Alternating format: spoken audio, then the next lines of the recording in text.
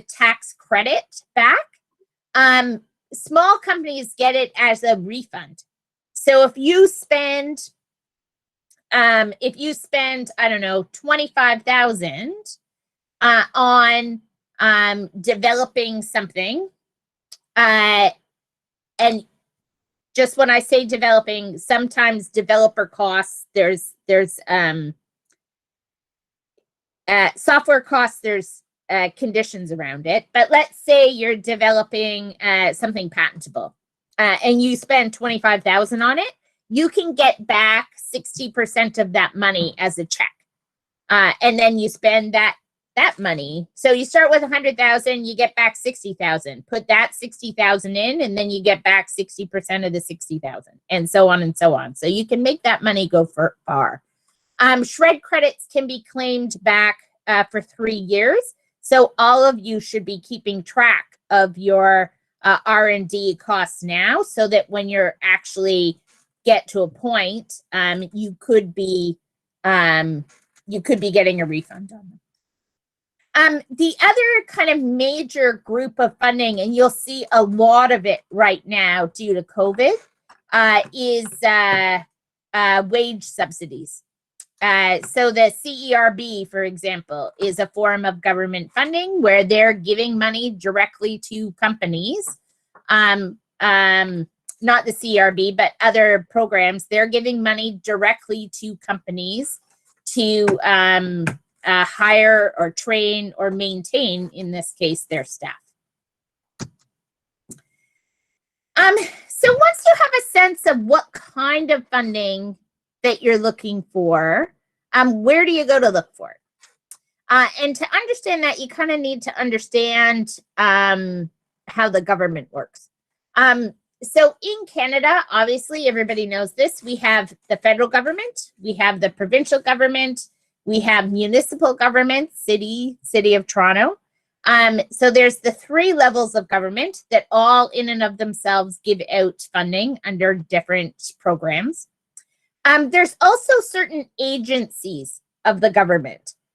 So these are separately incorporated entities, but they're essentially government agent. They are the government.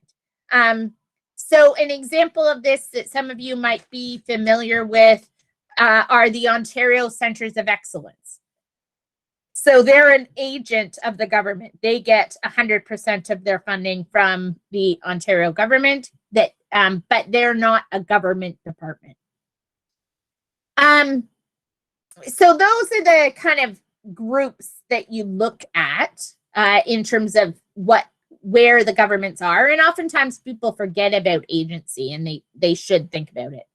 The other thing that you need to understand when you're talking about government funding or government programs, and now we're really talking about the kind of the grants and contributions, but kind of writ large, is there's 2 kinds of ways that they fund things. Sometimes the government sets up a program, and the program runs for a duration of time, and it could be the program runs for 6 months, or it could be the program runs for a year, or it could be the program runs for 10 years. So there's standing programs, and people can apply anytime or apply on certain calls. So that's one form of program, or one form of government funding. The other form of government funding is a one-off. And it's at this given time, the government has money and is willing to spend it. RFPs, requests for proposals, would often be one-offs. Why this is important to you is you need to understand if you're interested in something, is this a standing funding program? In which case, if you don't apply now, you can probably apply in 3 months or 3 weeks or later on. Or is this if you don't hit the deadline and put in your application, this is not going to come up again. So It's use it or lose it now. The other thing that's important to realize is with standing funding programs is that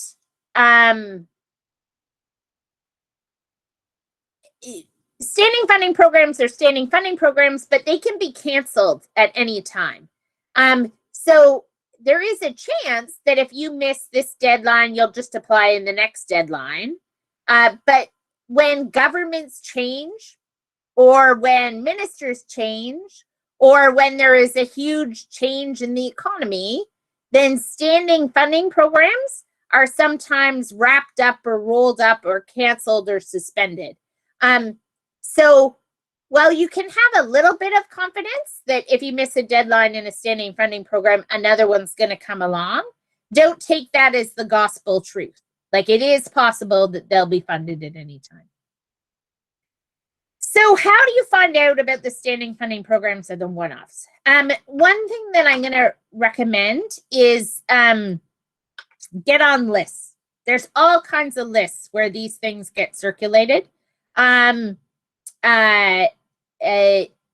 Irap, which is the Industrial Research Assistance Program.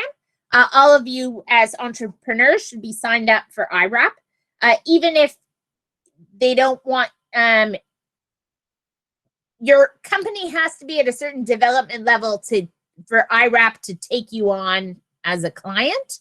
It's a government department, but for them to take you on as a client, you have to be at a certain level. But they still have mailing lists that you can be a part of where they push out opportunities for entrepreneurs, and it's relevant to know what those are. The Ontario government has set up what are called Regional Innovation Centres, or RICs, around the province. The nearest RIC to us is Mars, and they have mailing lists that go out. The City of Toronto, for example, has a mailing list of opportunities that goes out that's called Enterprise Toronto, and they send stuff out.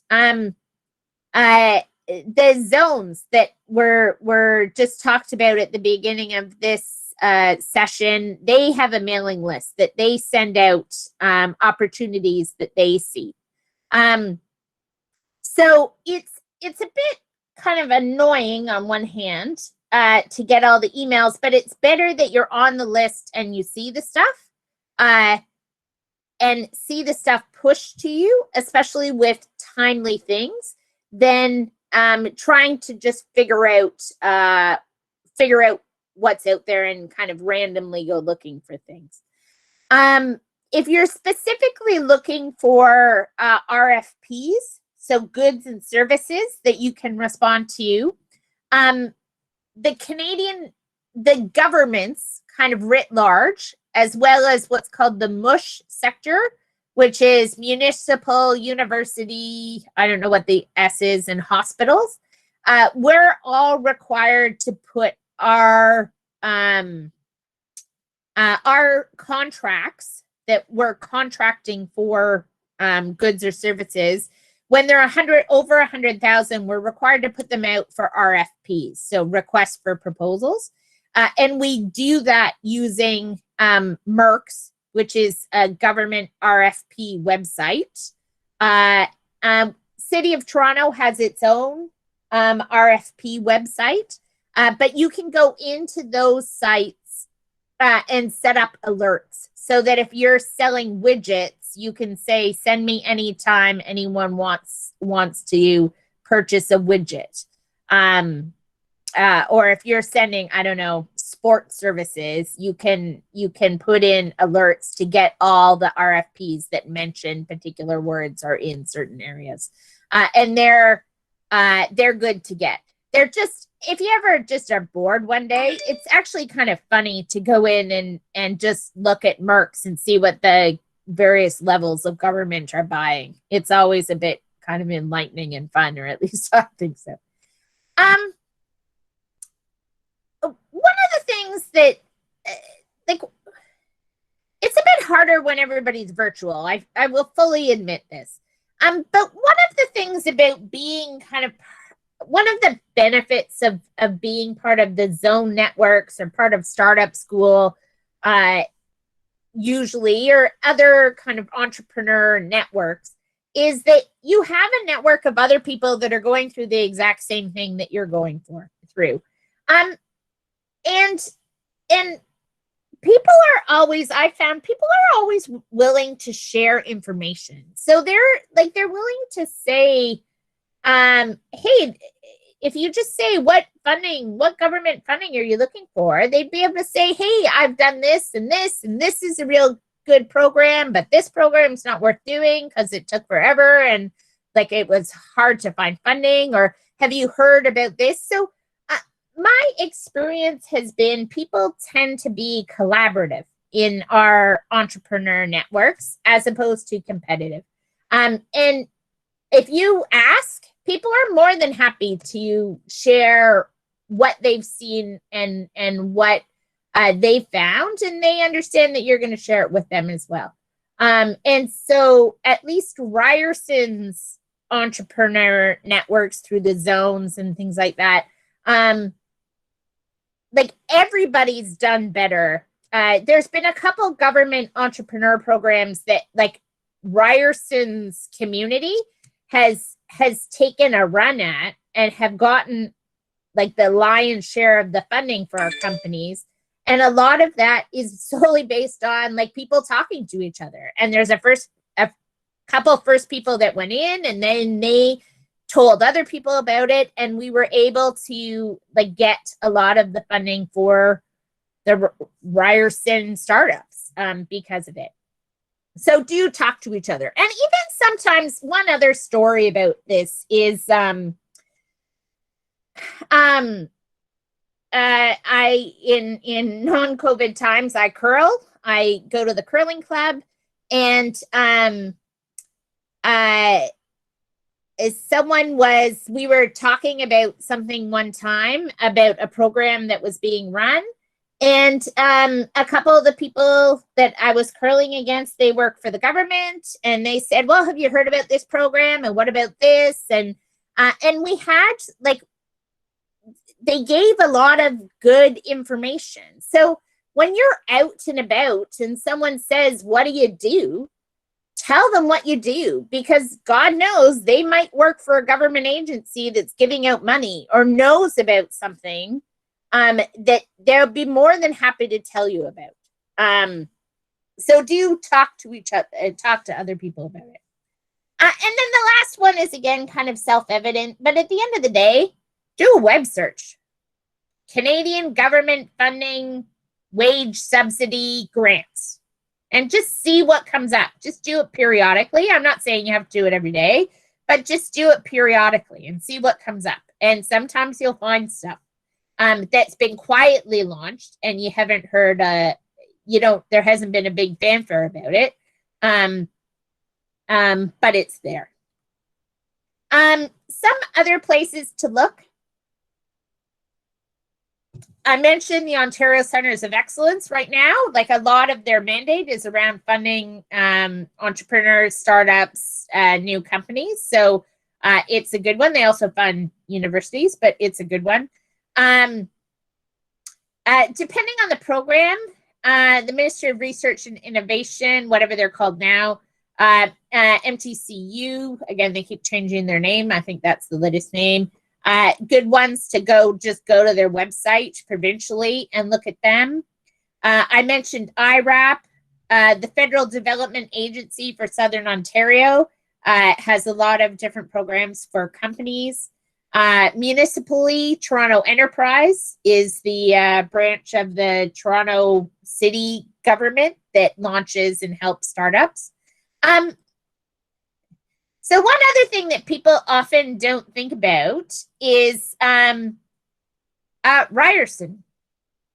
So Ryerson because we are such an entrepreneurial school and we support entrepreneurship so much, we administer a lot of different programs for the government to support entrepreneurs. Some are limited to people within Ryerson. Some are free for anybody to come and apply for. So one example right now is Ryerson has $200 million that we're giving out to companies to support student work placement programs. So you as a company can get up to $7,500 to engage a student as part of a work placement. It used to be that you needed to put in matching cash. They've changed the rules for COVID, and you do not have to put in any matching cash right now. So it's basically a wage subsidy of $7,500 for you to hire a student for a period of time. There's no time limit on the how long you have to hire this student for. So it's called the Student Work Placement Program. It's being administered through Magnet, and it's we often call it Swip, SWPP. And anyone that wants to get a student that come and work for them now in the summer, anytime, it's free money. So you should be using that. Cleo, I can't see the questions, so if there are questions, can you please stop me and I'll... There's lots of questions, but it's up to you if you want to do them now or at the end. Hang on, let me take a... This is going to ruin my... Oop. Oh, there, I can see them. Okay. So two things with regards to questions. I think during the talk, I'll talk about general questions that are applicable to everybody. If I'm happy to stay around after and talk specific questions if people want to, and maybe if you have a specific question, put your name on or a number so we know we can keep you in line. So the first one in it looks very specific, so I'll deal with that one after. Is it acceptable to claim shred? What is it considered acceptable to claim shred towards? Is it just product related R&D, or can it be claimed towards services as well? Shred is a bit weird. Like, you kind of need to have a shred guru help you through the first time. Depending on the nature of your services, you might be able to shred some of it.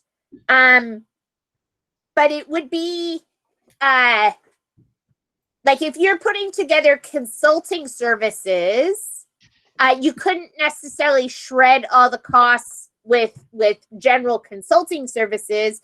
But if you're building tools that your consultants are going to use, then the costs associated with those tools could be shreddable, if that makes sense. So if you're putting together like a modeling thing that they then go out and deploy that model, then the costs associated with building the model would likely be shreddable. Will there be a list of resources and grants available based on industry? I'm not going to give you one. No. But there are lists around. One of the things that I'll talk about is just in that regard. Actually, I think I'll talk about it in a couple slides. I think I'll come back to that. Can the founder, who is also the person who will be performing R&D, apply for shred? The founder can apply for it.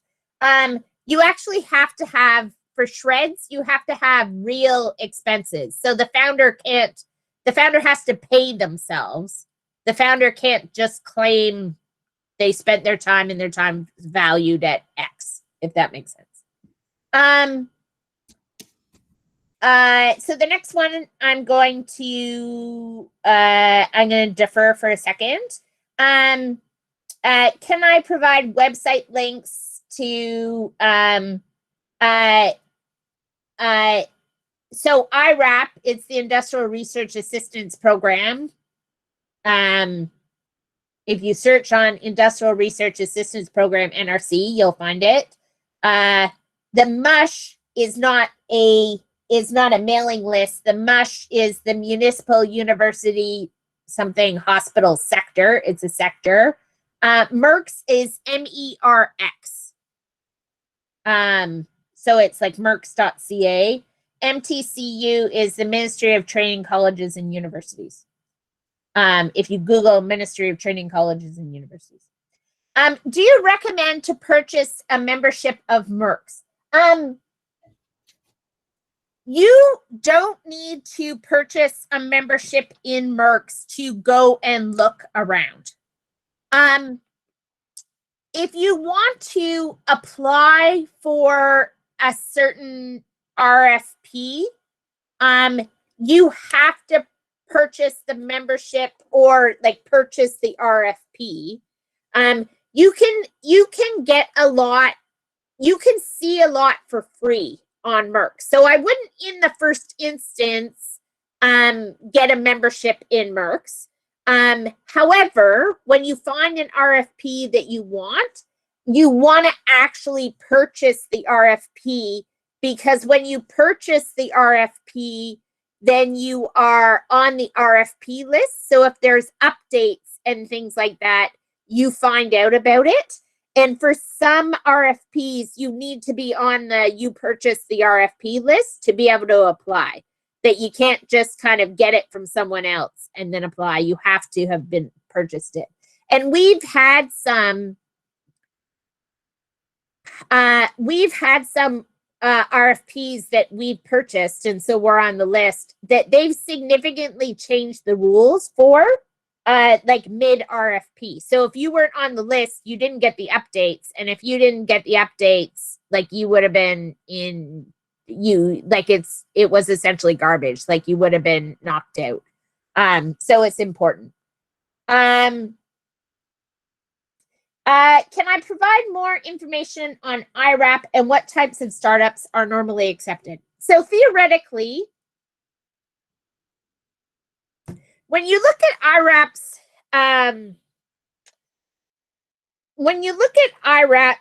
website, Irap is supposed to help everybody, any entrepreneurs, but they don't. So Irap, in terms of like where you're at for Irap to pay attention to you, they want companies that more than a twinkle in their eye. Like they've actually, you should have built a, you should have be well beyond the ideation stage. Like they want you to actually see that you have a product. You could be pre-revenue, but like your product should at least be launched. It could be launched beta, but it should at least be in the marketplace. And you should have at least a couple of kind of first clients, or be well on your way to having first clients. So they're kind of helping companies scale. That's the area that they're at. And notwithstanding, they're supposed to help everybody. They like technology. So some sort of technology stuff. They wouldn't, for example, like to help someone starting a restaurant or a jewelry business, or like as without some sort of technology play involved. Where do you apply for Swip, and what are the criteria to hire a student? If you go to Magnet, Magnet, and search SWPP, you'll find the area where you can apply. The student has to be. I'm sorry, can you just say that again? Yep, it's Magnet, Magnet. 1 second. I've placed the link on the chat window. Wonderful, thank you. So the Magnet Student Work Placement Program. So the student has to be a student. So they have to be enrolled in a university program or a college program. They have to be a Canadian domestic student. So they have to be a Canadian or a landed immigrant or a what's the third thing? Permanent resident. And they have to it has to be a work integrated learning. So some students as part of a course, most students as part of a course have to have some sort of work experience. So it's anything from co-op to like placements to capstone projects to I don't know, any sort of thing where as a requirement of their course, they need to have work experience. That's the eligibility. You can hire the student for 2 weeks or 2 months. You get $7,500, but you have to pay the $7,500 up to $7,500 per student.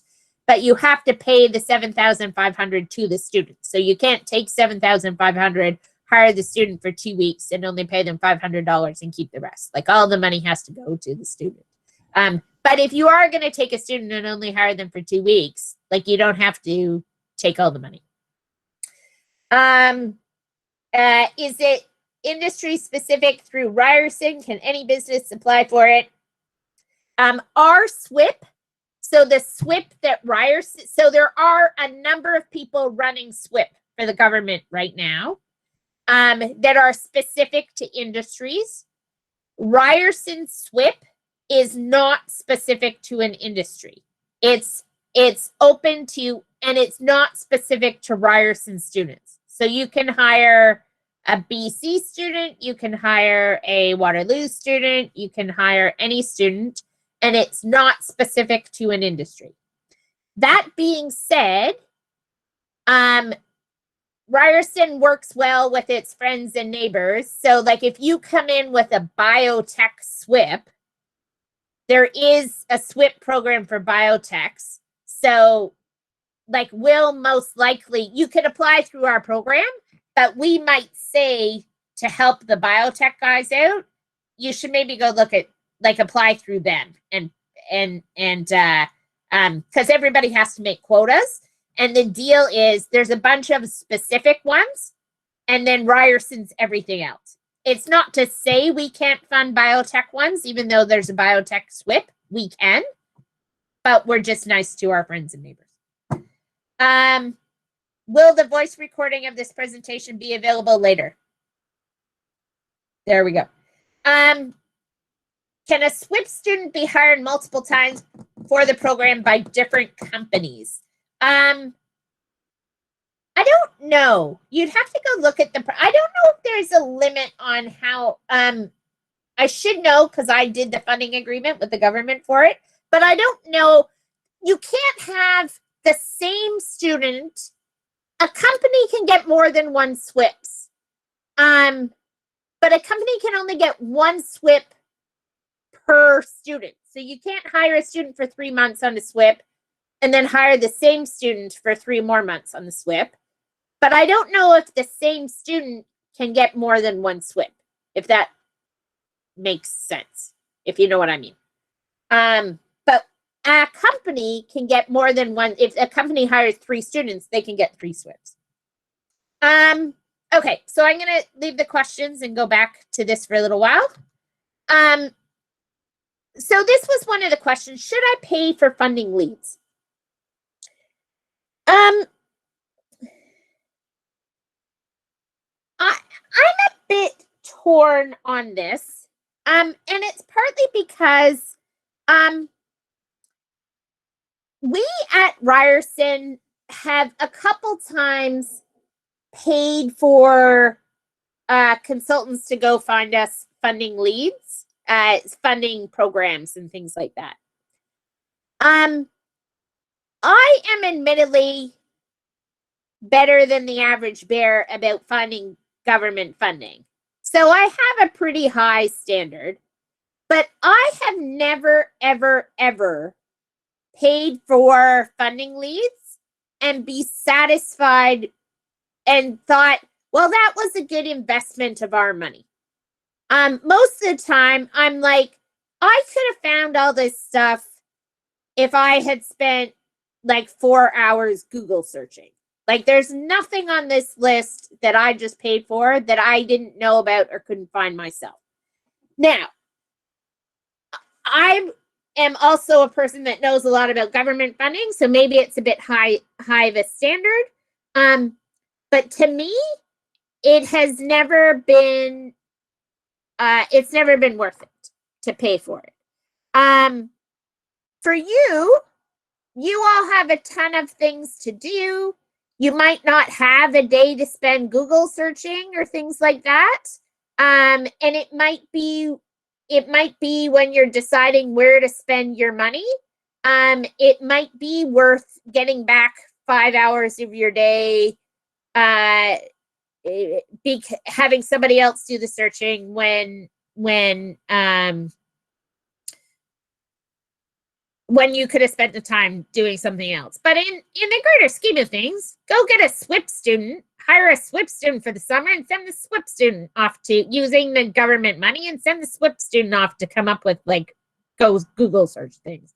Like it's so I wouldn't pay for funding leads and I wouldn't recommend paying for funding leads, but it might be in your circumstance, it makes sense for you at a given time. I will say there is something called the funding portal. The funding portal isn't as good as it used to be, but the funding portal has, so you can pay for leads through the funding portal. The funding portal has a really good web list that's free, where they send out like new stuff that's coming out from the government. And so I wouldn't pay for the funding portal, but I love their email that I get every week. And I found some good stuff through, they just send announcements from government program, like government sites and things like that. They also have on it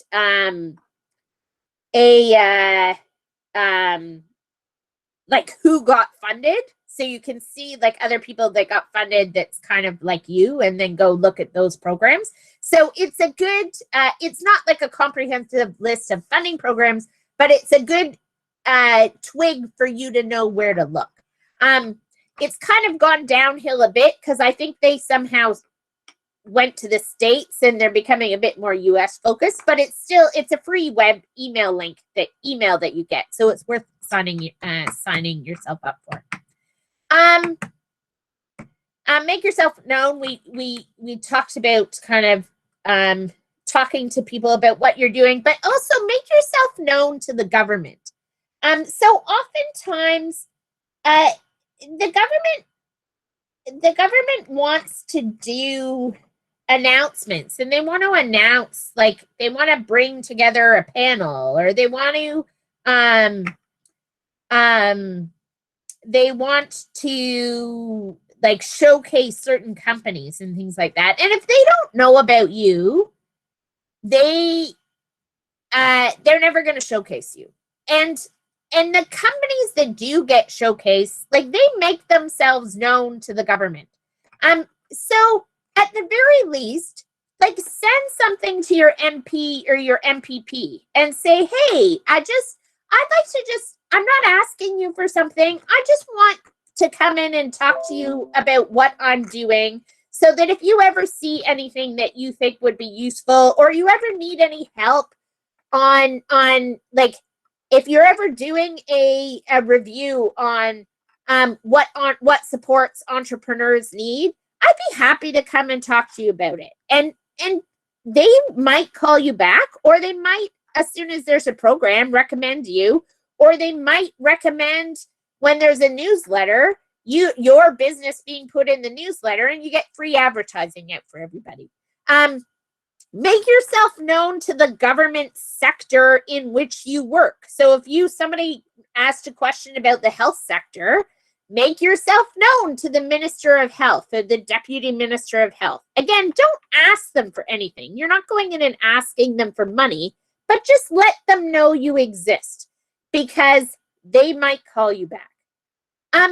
The other thing is, think outside the box. You don't always need to wait for a call. The way government budget cycles run, it's April 1st to March 31st is the government fiscal year. So that's how any government department, federally, provincially, municipally, they get their money on April 1st, and they have to spend it by March 31st. This is not necessarily the best year for it, given COVID. People aren't going to have a lot of money left over. But usually what happens when we get into December and January is government ministries have pots of money left over that they have not spent yet. And if they haven't spent it by March 31st, they lose it. They lose whatever money is left, and they start with a new budget. And departments hate having unspent money because then they don't get as much money the next time. Like if they can't spend their budgets, the budget's going to be reduced. So they want to spend their money. So oftentimes what happens is that people have sent in proposals to the government that are unsolicited proposals, and they all get stuffed in the drawer of someone's desk until January, maybe February, when all of a sudden the department looks at their budget and they say, oh my goodness, we're going to have a bunch of leftover money. We need to figure out what to spend it on. And then they pull out all the unsolicited proposals that they've received, and they go through them and decide what to spend the money on. And they'll call you up and say, hey, we need to sign a contract with you by right now, and you need to spend X amount of money by March 31st. Can you do it? And your answer is yes, we can. So universities actually get a fair bit of money this way. If you're going to do an unsolicited proposal, the other thing that you need to know is going back to the procurement rules that I was talking about, and that we have to post things over 100,000. Under the rules that apply to governments and all of us, if it's under 25,000, we can contract for it. If it's 25,000 to 100,000, and this is generally ballpark, this is the broader Public Sector Accountability Act rules. If it's 25,000 to 100,000, we're supposed to get quotes. But you don't necessarily have to put it up for RFP. So you have to get 3 quotes, so it's kind of competitive, but not fully competitive. If it's over 100,000, then you need to put it out for RFP. So if you're doing one of these unsolicited proposals, the sweet spot is to be under 25,000, because then they can just fund it. But if you need to be more than 25,000, be under 100,000, because if it's over, they can't just contract with one person for over 100,000 without jumping through all these hoops. So it's not worth it. The last one I'm going to talk about here is, and I realize I'll start speeding up a bit, partnering with universities, community groups, not-for-profits. Oftentimes, there's tranches of money that goes out to for-profit companies. There's tranches of money that are given to not-for-profit companies or to universities. One of the examples of this is it's an old program. It's not here anymore, but NSERC Engage. Under the NSERC Engage program, the government, NSERC, the Natural Sciences and Engineering Research Council, gave out $25,000 grants to a university to do a research project with a company. The company owned the intellectual property that came out of the research project. So the company didn't get the money, but they got the benefit of the work. So they owned all the IP that was developed by the university through the project. It's now, this program still kind of exists in a new form. It's called the NSERC Alliance Grant. Just the rules of how they fund and the funding levels are different. But it's a way where all kinds of companies partnered with universities, got the benefit. They didn't get the funding themselves, but they got the benefit of the funding. Okay, I'm not gonna, anybody that's interested in Swip, just go check the website. I'm just back on the questions. Do you know if the YES program has had any changes on? No, I haven't looked at it, so I don't know. On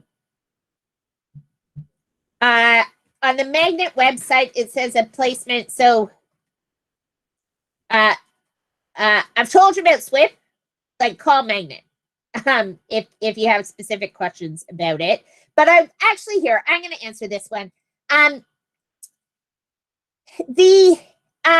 So there is something that you need to know with government funding, and they're called the stacking rules. So you can't get government funding from multiple sources to fund the same thing. So I can't hire a student, pay the student $7,500, get $7,500 from Swip, and get $7,500 from the Canadian Summer Jobs Program. So pick one subsidy. Like you can't, in some programs, I can, and this is where it's the stacking rules, I can spend $10,000 for a student, get $7,500 from one program, and $2,500 from another program. But like I can't make money off of the programs, if that makes sense. So when they're talking about the Canadian Summer Jobs, the Canadian Emergency Wage Subsidy, or another delivery partner of Swip, like you can't take the same student and Swip them under two different programs. Like it's one Swip, one program. So you just can't double dip is the deal.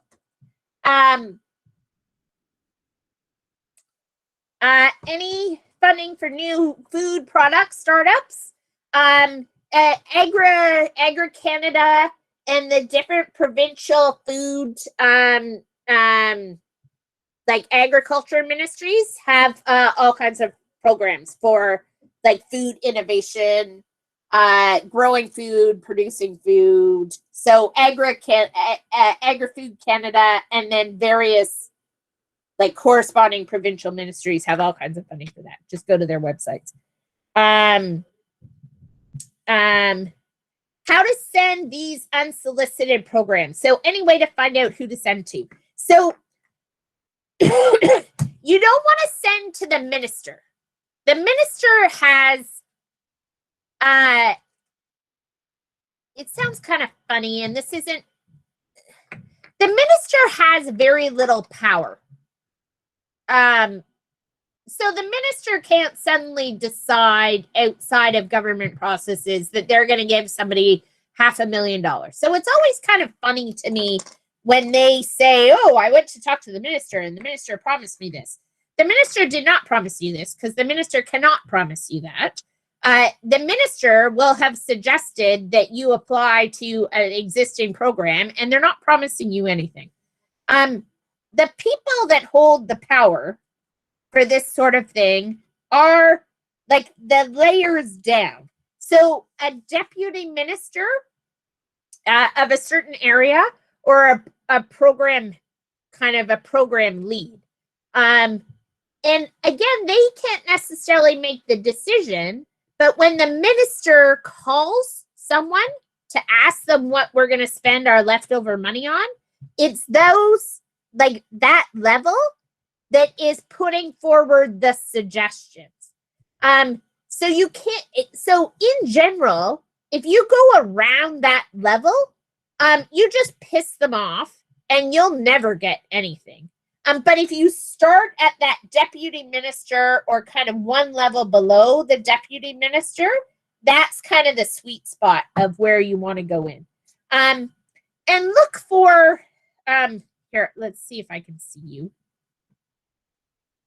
Oh, everybody has their cameras off. Okay, somebody give me an example of what you're doing. Give me give me your 2-second elevator pitch. Going once, going twice.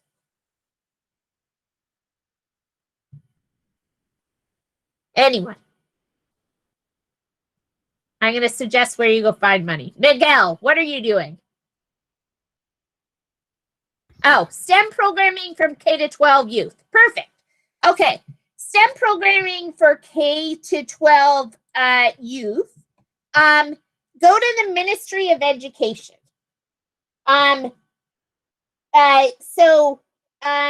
Ministry of Education, they fund Ontario Ministry of Education. They fund schools. It's something that they're very interested in right now, especially if you have some sort of virtual way of virtually delivering it. That would be something they'd be very interested in. So if you go look for a deputy minister, and there'd be a deputy minister that would be more around STEM or virtual learning or something like that, and send it to that deputy minister and say, hey, I'm interested in doing a pilot in the schools. It'll cost this much to do the pilot. We'll give our stuff for free. For us, even, we'll work with the university to evaluate the effectiveness of what we're doing. Would you be interested in that sort of thing? And they might be, because STEM training in schools is something that especially if it's around virtualization right now, is something that they're interested in doing. So that would be kind of where you go to look for it. If you're doing something in education, go to the Ministry of Education. If you're doing something in health, go to the Ministry of Health. If you're doing something around tourism, go to tourism or culture. So here's one more example of thinking outside the box for funding. This used to be a program that FedDev had. Investing in business growth and productivity. So they would fund small and medium-sized enterprises with at least 15 employees who had a sustainable business model, i.e. they were making money, and a potential to become a strong global player. And it would provide up to $20 million for 25% of eligible project costs for adapting or adopting new technologies, processes, and related skills, business opportunity, integration, and global value chain, et cetera, et cetera. So you look at this as a startup and you say, I'm not profitable and I don't have 15 employees yet. So I can apply, and this is of no use to me. But what if you are the new technology? Like, what if you're the technology that you want the small to medium-sized enterprise with at least 15 employees to adopt, so that your customer fits this model, even if you don't? Then what I would suggest you do is shop this program to your customers and say, hey, I'd like you to buy my technology. And right now, there is this government program that if you apply, they'll pay for 25% of the eligible costs, up to $20 million. And you know what? I will help you write the application, and you write me into the application. So it might not be a program that you can apply for, but it might be a program that your customers could apply for, and you can help them do it. That's why all the companies, when we all had the window, well, that's why how the whole replace your car window shield industry works. They know I'm not paying for my windshield. They know my insurance company is going to pay for it. So they'll make it as easy as possible for my insurance company to pay for it. Use the same sort of thing with government programs when you don't necessarily can't apply yourself. Okay, so let's move on. I'll just do one question because it's easy. I'm working to build an apparel brand and sell it through e-commerce. Is there any incubation program in the fashion zone of Ryerson? Yes, there is. It's called the Fashion Zone. But there is the Joe Fresh program, specific accelerator program in the incubation program of the Fashion Zone. The zones at Ryerson are not limited to Ryerson students. They're open. Anyone can come in any of our zones, and they all have application processes. So you don't have to have any connection with Ryerson to apply to any of the zones at Ryerson. And just follow, each zone has its own application process. It's all on their website. Just go to that website and they'll tell you how you can do it. Okay, so let's talk about applying for funding. You've identified you've found a program. It's perfect for you. This is what you want to do. Actually, I'm going to throw one out there. The Department of National Defense, the IDEAS program, IDEAS program. I like those ones are new, and I really like them. And it's amazing how it's for people that are trying to sell stuff to the Department of National Defense. They're putting up challenges and things like that. They're interesting to look at, but it's also amazing how the Department of National Defense is not just about like buying guns and buying tanks and things. Like they're interested in a whole lot of things, including like post-traumatic stress and all kinds of stuff. So for most, it's interesting to go look at that program, just in terms of another program that a lot of people don't necessarily think about. Department of National Defense, if you're not a defense thing, but that department in supporting the military writ large needs a whole lot of resources and is interested in a whole lot of things that are well beyond fighting people, for example. Okay, so you've identified a program. Now, what do you do? So, and this goes back to, this kind of goes back to more of the grant contribution language. But somebody is going to review your proposal. And it's important to understand who that is that's going to review your proposal from a couple of different reasons. The first is, like, is it a generalist, or is it someone with a deep knowledge area? If it's a generalist, and most often all of the government programs will somewhere on the guidelines or the RFP or something tell you who is reviewing the proposal.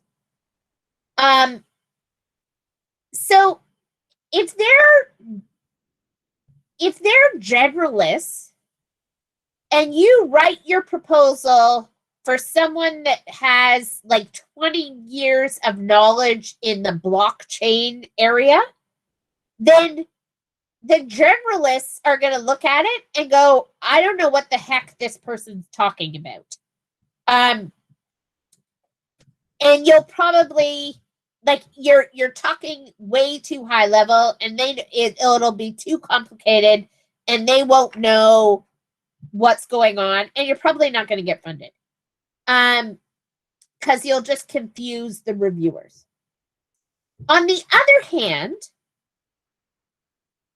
if it's being reviewed by people with 20 years experience, if people with 20 years experience are reviewing blockchain proposals, and you write your proposal like your grandmother is reading it, then the 20-year person is going to think, this person has no idea what they're talking about. Like it's like they don't know they don't know the terms, they don't know the technology. So they're not going to have confidence in you. So who was really, in the very first instance, who's reviewing the proposal gives you the knowledge of what level are you supposed to be writing the proposal for. Even within industry, like if it's a multi-industry panel, don't assume that people are necessarily going to know the acronyms and things that you're talking about. But if it's a whole bunch of blockchain people, don't treat them like idiots and explain, like, don't spend your time explaining basic concepts they're going to know. The other thing is, and this goes back to the grant and the grant programs and the contribution programs. What are they trying to achieve, and what are their motivations? And again, the guidelines of the program are going to tell you this, right? So, for example, if the goal of the program is to, let's say it's in tourism, and the goal of the program is to increase jobs in tourism, then you don't want to propose something where you're talking about how my technology is going to mean that all of these tourism companies can fire people. Like, that's totally outside the motivation of the program. Like, that's not what they're trying to get people to hire people, not fire them. So if you go in saying, oh, this is going to save employers all kinds of money because they'll be able to streamline their job force, you've totally missed the boat. Pardon me. I'll give you one other example. Ryerson used to give out funding for social innovation projects. And there were 3 levels. And the first level was ideation. So we'll give you, I think it was $7,500, might have been $10,000 for ideation. You have a twinkle in your eye, and you need to validate whether that idea is a good idea or not. So I reviewed the proposals, and I tell people about it, and I know that the people had nothing because I would have been talking to them. So I know that they had a twinkle in their eye and it fit. I wouldn't have suggested it otherwise. And they put in a proposal that would say, I have validated this idea with 100 different people, and everybody thinks the idea is the best thing since sliced bread, and this idea is going to make us $1 million, and everybody thinks it's fantastic, and so on and so forth. And I'd look at the application, and I'd be like, you're an idiot. Like, I can't give you money to validate an idea money for validating an idea when you submit a proposal saying the idea has been validated up the wazoo and everyone thinks it's marvelous. Like, why would I spend my money on validating something that's already been validated? So, and then they wouldn't get the funding, and people would come back and they'd say, why didn't you give me the funding? And I'd be like, because you told me you had already validated it. Put in a proposal that says, I haven't talked to anybody about it, and now we need to go talk to people about it, and then we can give you the funding. So they totally missed the boat. Like, they didn't understand the motivations of what we were trying to achieve with the program, and they basically wrote themselves out of the funding call. I find it weird that I can't see anybody. So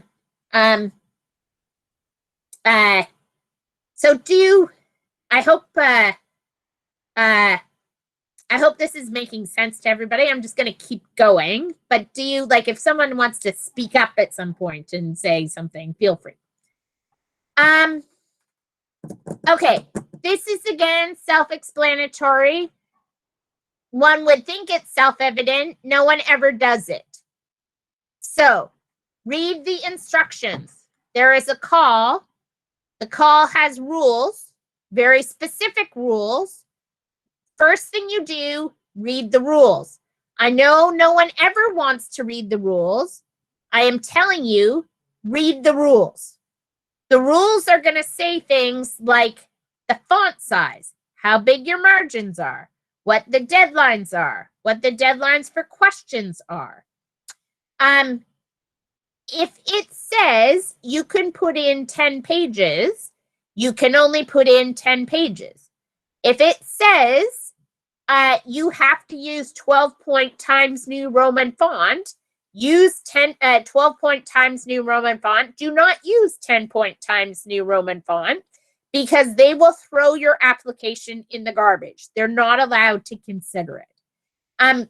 So don't get cute with the rules. Follow the rules. Deadlines. Read the deadline. Read the deadline again. Have somebody else read the deadline. Discuss with them as to whether what you think the deadline is and what they think the deadline is the same. Work on your application for 2 weeks and then read the deadline again, so you know that the deadline is right. Because if you miss the deadline, you cannot put the application in. They cannot accept it. They've been doing some things, the government's been doing some things lately where they changed the time zone. Like, you kind of, especially with federal things, that, and I can't remember what it is, but it's either, like, instead of 12 o'clock Eastern Standard Time, like, they'll set the time zone for the call. So it's like, it's 12 o'clock BC time. So it's actually, I can't do the time math, but it's like actually 3 o'clock here. And so you could get extra time or not time. On the other side of it, we had an application once that I looked at it early on, and I'm like, okay, 12 midnight. It's due at midnight on this date. And I didn't even really think about it. And then it just so happened our student was like getting stuff together for us and looked at it, and they came to me and they said, Jennifer, I think this is due at 12 noon on the day, not at midnight. And I'm like, what are you talking about? It's due at midnight. And I looked at it and I'm like, oh my God, it's due at noon. It's not due at midnight. And given that we go right up to the time,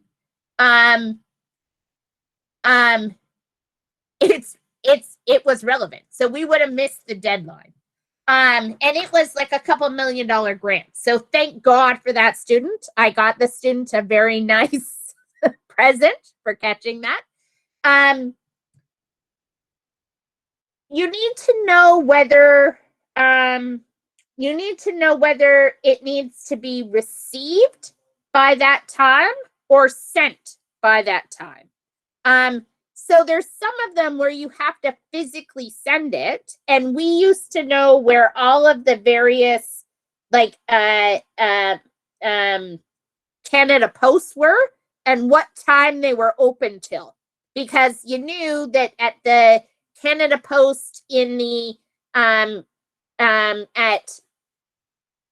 the corner of Yonge and Dundas in the basement in the Shoppers Drug Mart there, when they had the Shoppers Drug Mart there, that one was open till 9 o'clock at night. So you could run over at 8:30 and get your stuff postmarked for that day, and you were fine, as opposed to trying to hit another one at 5 o'clock.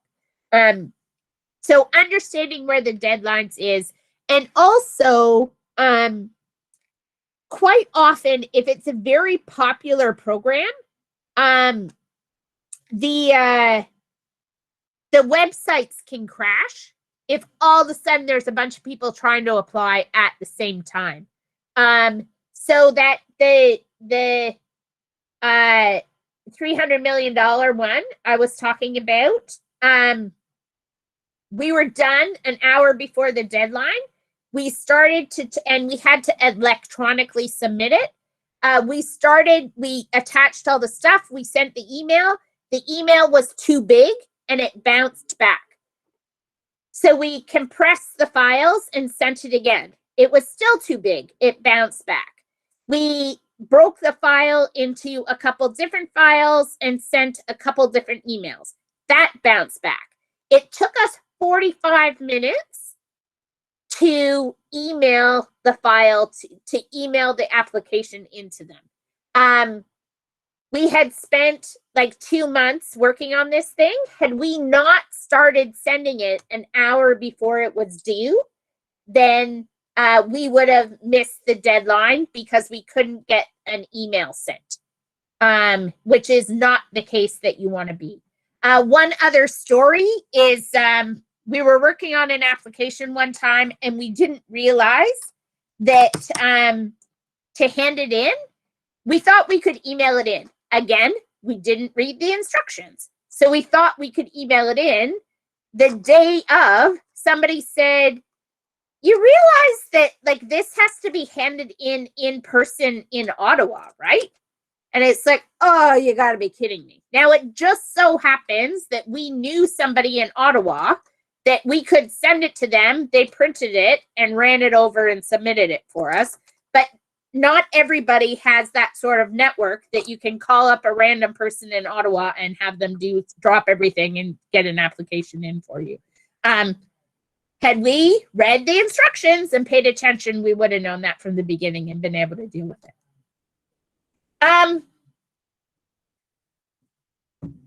More often than not, there are page limits.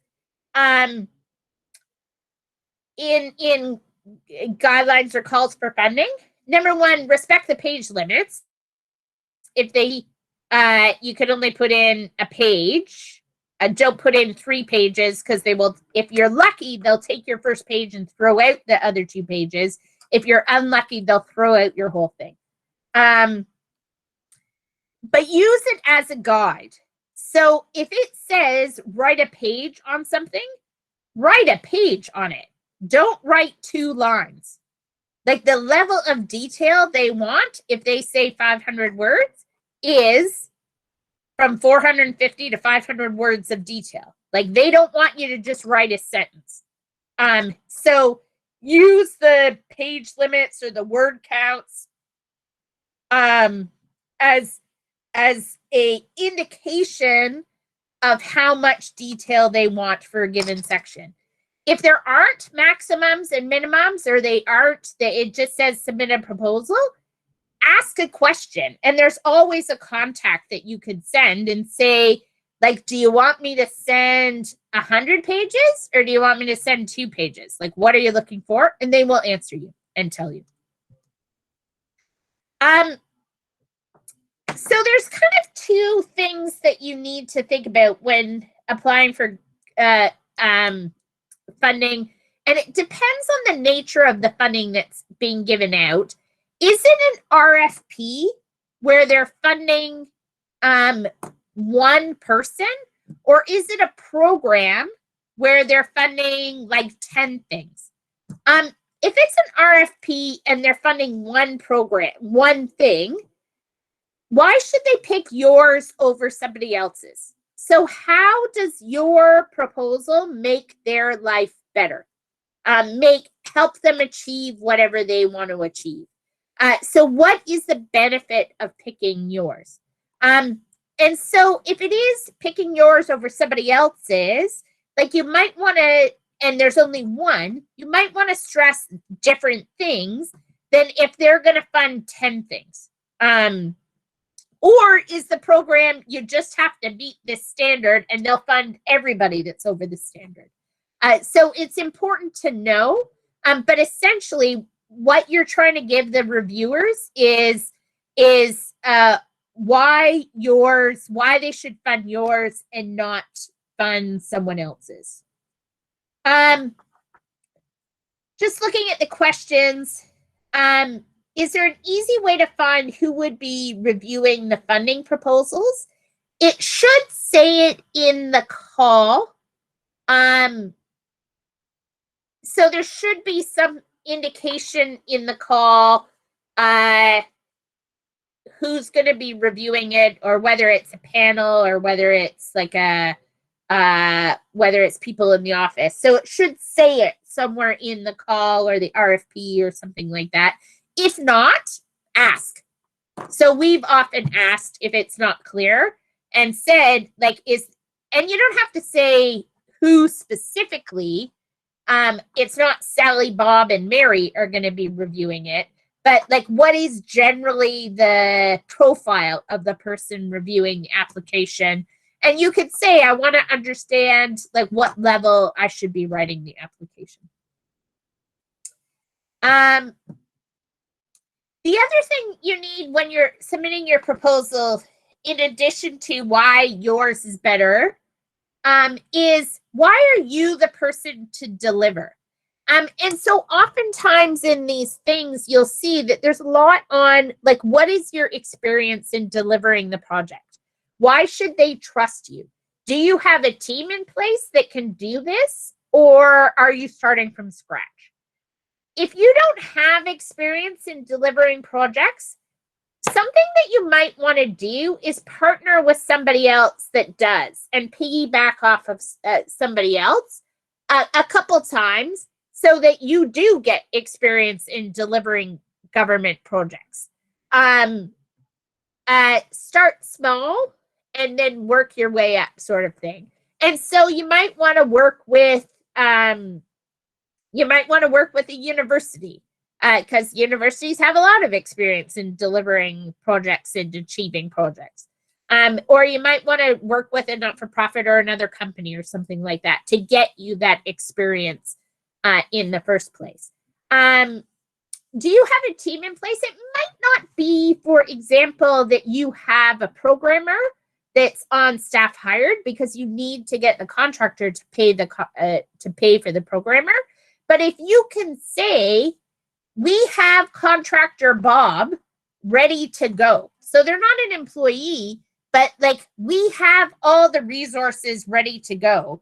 So it's not that you give me the funding and I'm going to have to take 2 months to find people. They might not be employees, but everything's in place that we could start as soon as you give us the money.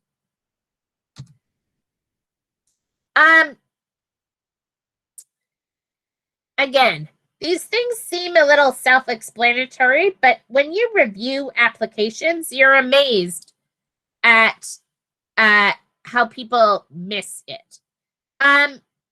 Oftentimes, when people are reviewing applications, we're given there's a scoring sheet, and I've reviewed applications for a whole lot of different government funding programs.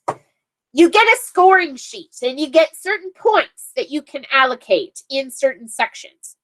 And the sections that you can allocate the points on translate to certain sections of the application. And there are a lot of government applications that you fill out, and it seems to you that you have said the same thing 5 times already. If they ask it 5 times, say it 5 times. So answer the question. Like, don't overthink it. And also answer the question that they ask. So if they say, I don't know, what is your experience in delivering programs? Don't say, well, our technology will help people, blah, blah, blah. That's not what they're asking for. They're asking for your experience in delivering the program. Speak to that so that I can then give you the corresponding points. Oftentimes, they'll give you the matrix, so they'll tell you exactly where you can get the points, and just follow the matrix and check, or make your own matrix and say, like, these are the things that you have to meet. Have we dealt with that in this application? If they give you questions, if they don't give you a form, but they give you questions of things they want answered, use their questions as headings. So the people that are reviewing the application don't have to search through your proposal for the answers. Like, it's quite, here's the question, here's the answer, I can give you the points. Use sources for references. And this is for a particular reason. It's not saying you have to fully cite things in the same way that you would a, I don't know, a history paper, a 3rd year MRP or something like that. But the last thing that you want when someone is reviewing the proposal is to start to question what you've written in the proposal, because then they're going to start Googling things. And the last thing you want is for somebody to be Googling stuff around your proposal, because they're going to find stuff that you don't necessarily want them to find, or like competitor stuff or things like that. So if you can say, for example, that if you say iPhones are the most popular phones for 13 to 17-year-olds. Let's do this another way. Let's say you say in your proposal that Facebook is the most popular social media platform for 13 to 17-year-olds. And I'm reviewing your application, and I'm probably reviewing your application at my house on the couch. And I have all the applications printed out. This is exactly what I do. And I go through them, and I write comments on them with a pencil, and I like mark things, and I have my scoring matrix, and I score them. And I see that Facebook is the most popular social media platform for 13 to 17-year-olds. That's weird. Like, I have a 15-year-old, and my 15-year-old hates Facebook and like uses I even forget what it's called. Like, Instagram and whatever the chat one that I can never remember the name of. Not Diligent, but it's like something.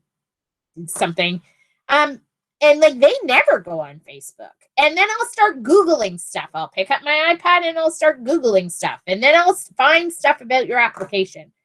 However, had you put in the and then I'm distracted and I'm not paying attention, and I'll probably find some things that are competitive to your application, and I'll start to question everything in your application.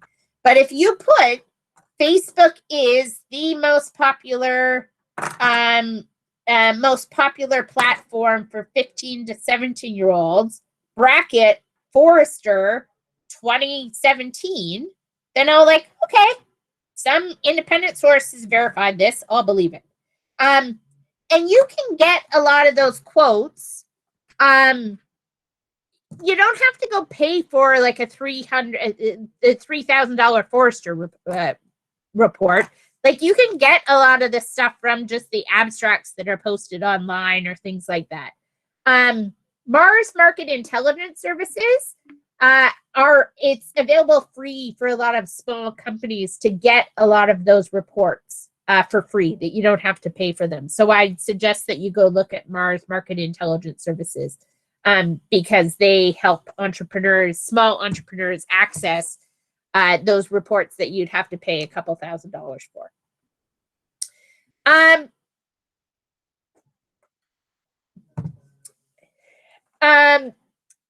Applying for funding. And Cleo, what time do we go till? 8 o'clock? Yep, 8 o'clock is good. Okay. So I'll just kind of go through this last little bit quickly. Have somebody else review the proposal. So write your proposal, write a draft, have them read it. Do they understand? And then have them explain it to you. And see if they understand what you think you're proposing. And oftentimes the challenge is people are so close to their stuff that they think they're being totally clear when they're explaining things. But the problem is they have a lot of inherent knowledge about something that they assume everybody else has because they're so close to it. So have somebody else review the proposal, and have somebody else that isn't your mom that's going to review the proposal and say, oh, that's lovely, dear. You did a great job. I love the font that you chose. Would you like a cookie now?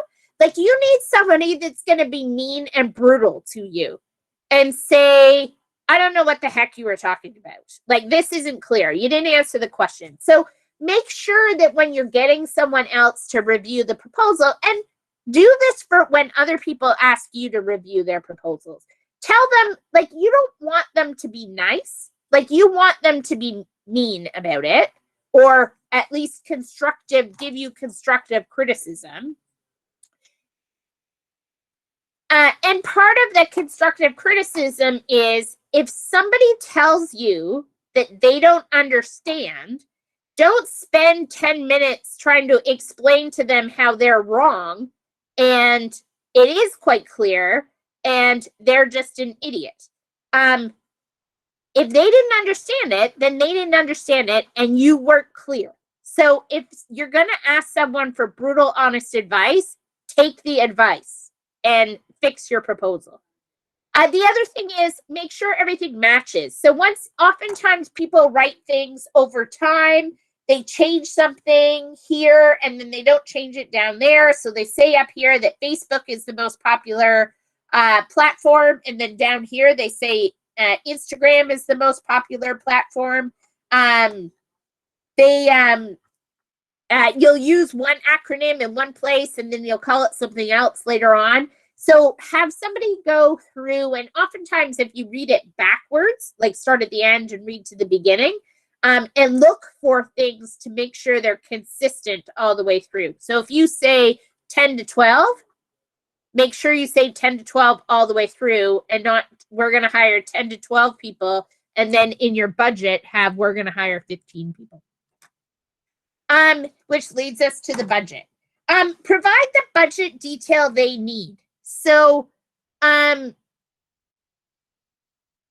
if they want a budget breakdown, break down the budget, but don't necessarily break down the budget to such detail that you're going to get stuck spending $100 on postage.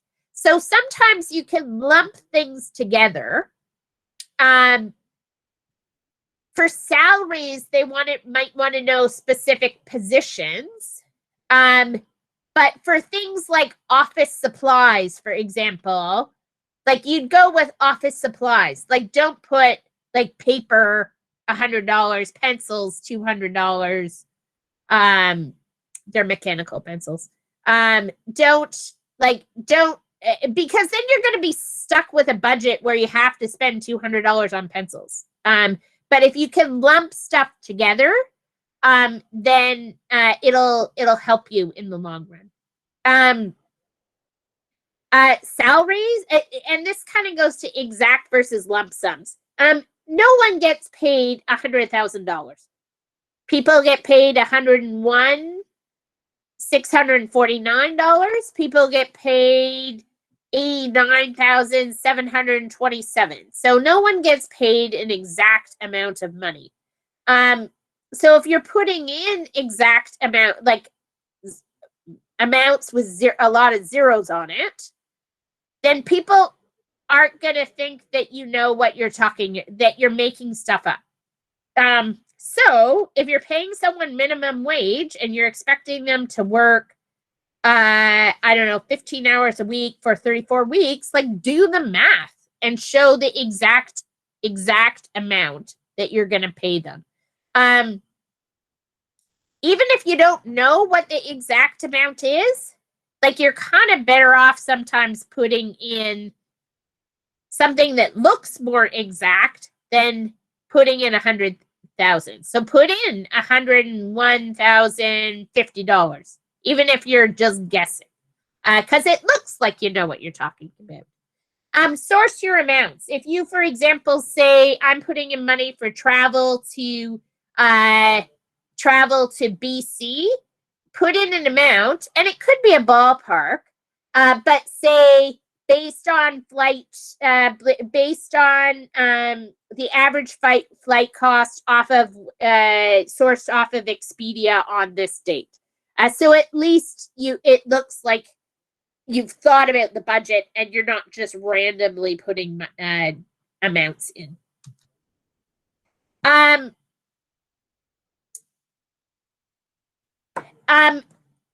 When you have a request for proposals, they're often going to tell you in the RFP what the contracting terms are. So there'll be a copy of the contract attached to the RFP. The only time you can object to the contract terms is in your proposal. So you can't put in a proposal for an RFP and then later say, well, I don't like the payment terms, I want you to change them. Or I don't like the intellectual property terms, I want you to change it. So the only time you can take exceptions to the contract terms when the contract is in the RFP is upfront. And you'd put a little thing in your proposal that says exceptions to the contract terms. We would like you to change this term for this reason. There's something called, for the federal government, called the SAC clauses, Standard Acquisition Contract Clauses, SACC. So all the government contracts use SAC clauses. The government lawyers don't like writing things from scratch. So if you could say, like, you're better off saying, instead of saying, I don't like this clause for a federal RFP, you can say, I would propose that we use alternative SAC clause blah. And they're all listed on the website. You can search them. And so you can, if you search SACC clauses, Canadian government, they're all there. And you could say, like, give them a specific one that you want them to use in place of the ones in the contract. And they might consider it. They might not, but they might. But that's the only time you can object to the terms, if they've given you the contracting terms as part of the RFP. We've talked about this. Understand the submission guidelines. Is it paper? Is it electronic? How do you get it in? Very important. Do you know what it is that you have to do? Okay, so the last little bit here, you get the grant. Yay! Fantastic. Way to go. So understand the conditions of the funding. So they'll send you are they going to send you an award letter and then a contract? Are they just going to send you a contract? Are they going to send you an award letter and you have to acknowledge it within a certain amount of time to get the contract? Are they going to send you a contract and say you have to send this back to us in 2 weeks or you've lost the funding? So when you get the award, like, get it, read, yay, you got the funding, spend 10 minutes jumping up and down going, yeah, fantastic, and then read the letter and understand the letter or the award of funding or the email or what it is and what you have to do when.